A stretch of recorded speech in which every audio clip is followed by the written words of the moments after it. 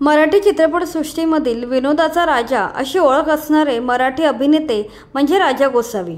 लाखाची गोष्ट, असला नवरा नको ग बाई, वाट चुकलेले नवरे यांसारख्या अनेक मराठी चित्रपटांमध्ये राजा गोसावी यांनी काम केले। दुर्दैवाने 1998 मध्ये राजा गोसावी यांचे हार्ट अटॅकने निधन झाले। आता त्यांच्या अभिनयाचा वारसा त्यांची मुलगी चालवत आहे। राजा गोसावी यांना 2 मुली व 3 मुलगे अशी अपत्ये होती।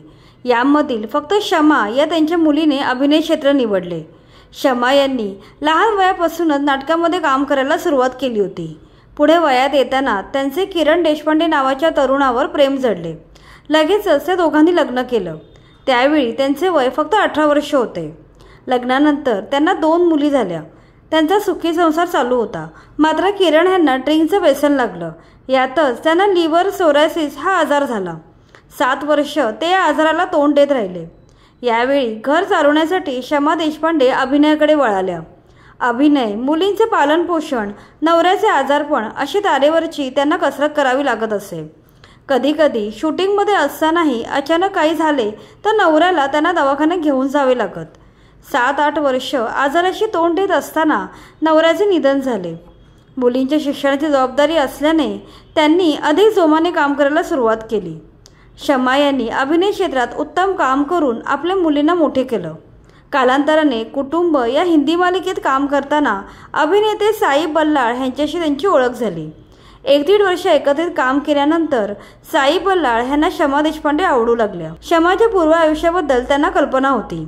शेवटी त्यांनीच पुढाकार घेऊन शमा यांना लग्नाची मागणी घातली।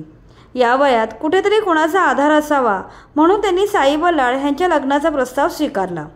लग्नानंतर त्यांच्या दोन्ही मुलींनीही त्यांना वडील म्हणून स्वीकारले। आता त्यांनी आपल्या दोन्ही मुलींची धूमधडाक्यात लग्न लावून दिली। मुळशीमध्ये शमा देशपांडे यांनी मोठं घर घेतलं आहे। सध्या त्या तेथे आरामात जीवन व्यतीत करत आहेत। आता घरखर्च भागवायची कसरत करावी लागणार नाही, त्यामुळे ते आता निश्चिंत झाले आहेत।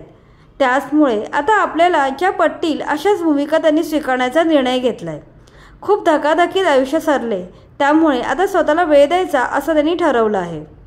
शमा देशपांडे यांच्या अभिनयाबद्दल बोलायचे तर त्यांनी हा सुनबाईचा भाऊ, अष्टविनायक, चिकट नवरा, 1 फूट 4 हाफ आणि मधुचंद्राची रात्र या मराठी चित्रपटात काम केलं आहे। तसेच बागी, लाल बादशाह, कहू ना प्यार है, राज भैया, मसीहा यांसारख्या अनेक हिंदी चित्रपटात अभिनय केला आहे। तसेच त्यांनी अनेक सुप्रसिद्ध हिंदी मालिकांमध्ये महत्त्वाच्या भूमिका बजावल्या आहेत। दुर्दैवाने राजा गोसावी यांच्या निधनानंतर शमा यांना अभिनय क्षेत्रात प्रसिद्धी मिळत गेली। त्यांचं हे यश पाहायला वडील असायला हवे होते ही खंत त्यांच्या मनात कायम राहिली आहे। अशा प्रकारे राजा गोसावी यांच्या अभिनयाचा वारसा त्यांची मुलगी शमा देशपांडे पुढे नेते।